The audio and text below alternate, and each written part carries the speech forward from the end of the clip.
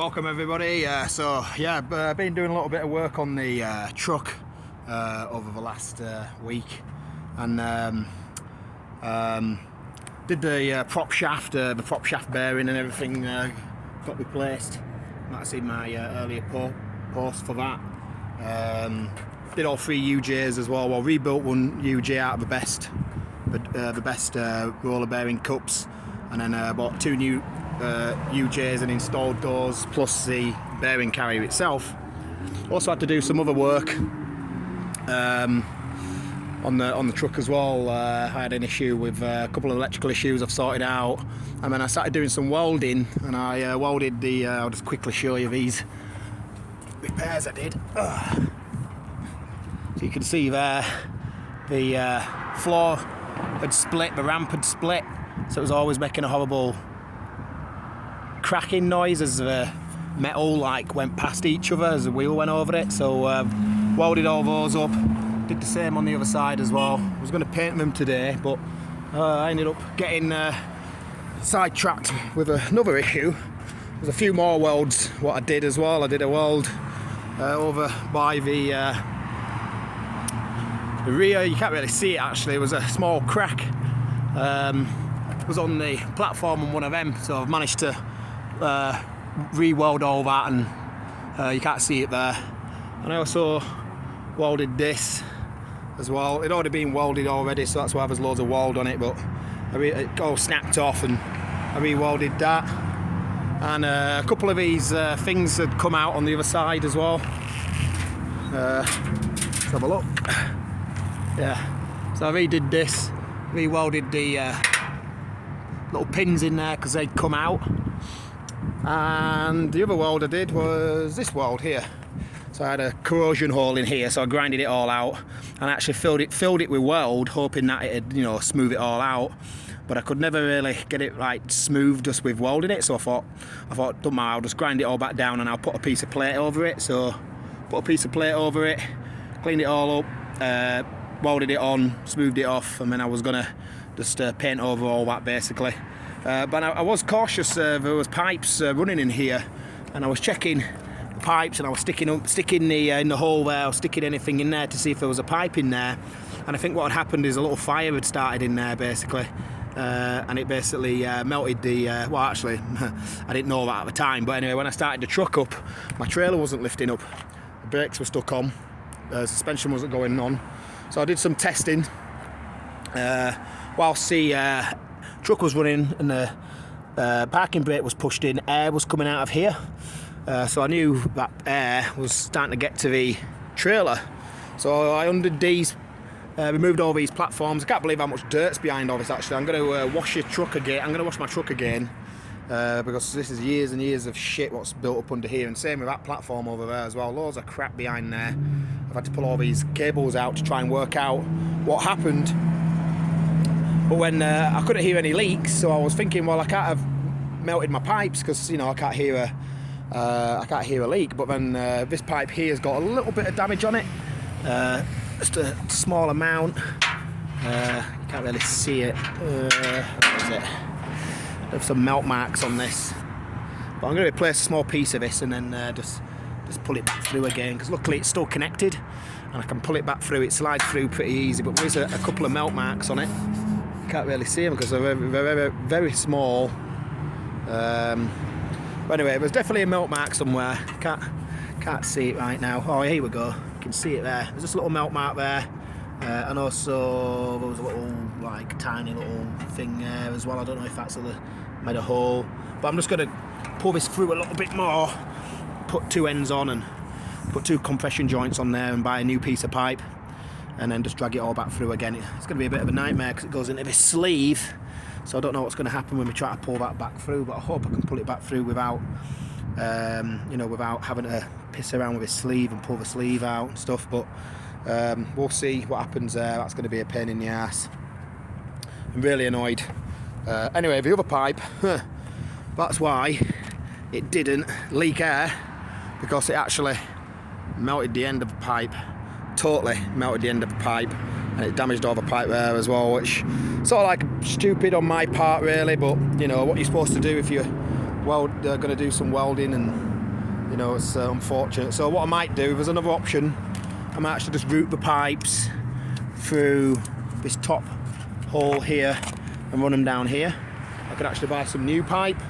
I don't know if that's going to be cost effective to do that. If I could pull the pipe out, reseal it, and then run it all the way back through the frame.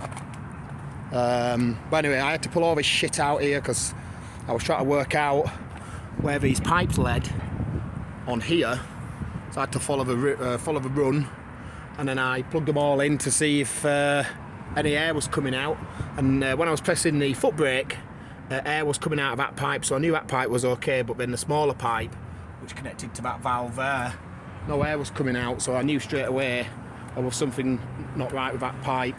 So I disconnected it over here, and obviously the air was coming out from these unions here. But then when I pulled the pipe out, I just unclipped all the tie clips, pulled the pipe out, and the pipe just came out straight away because it's not connected to anything, which is a pain in the ass because it means I've now got to get the other piece out of there. The other piece is connected, so I could pull it out on that side, but it's feeding it all the way back through again, what's going to be a pain in the ass. So I've pushed it through, and I'm going to try and see if I can fish it out of these holes. If I can fish it out of these holes and just get an end out, then I should be able to just cut this pipe short. And I'm going to cut the pipe short and then put an end on it, basically put one end on it. And then worst case scenario, if it's not long enough, I think it should be long enough, but if it's not long enough, I can always extend it out here, just buy some extra pipe and some unions, and I'll just extend it out in here. I might have to just run it through the frame and just put some ribbing on it, just to protect it, rather than it going through the actual rubber thing. So there's still plenty of room through there, so I might just do that instead, and then just use some of that. It's like a plastic trunking. I've got plenty of that at home, so I might just use that instead to protect the pipes, and just tie clip everything up. But it's just a shame that happened, because now I've got to fuck around fixing that problem rather than actually painting the welds which I've done. But I just wanted to update everybody on what happened, because I did post it online to say if the rear brakes aren't going up, blah blah blah. But I used to be a mechanic, so that's what I'm pretty well inclined on figuring stuff out. I was thinking about it last night as well, about when the air was coming out the back, and I was like, well, if there's air coming out the back, that means the truck's working, it's doing its job, it's getting air delivery to the trailer, which is the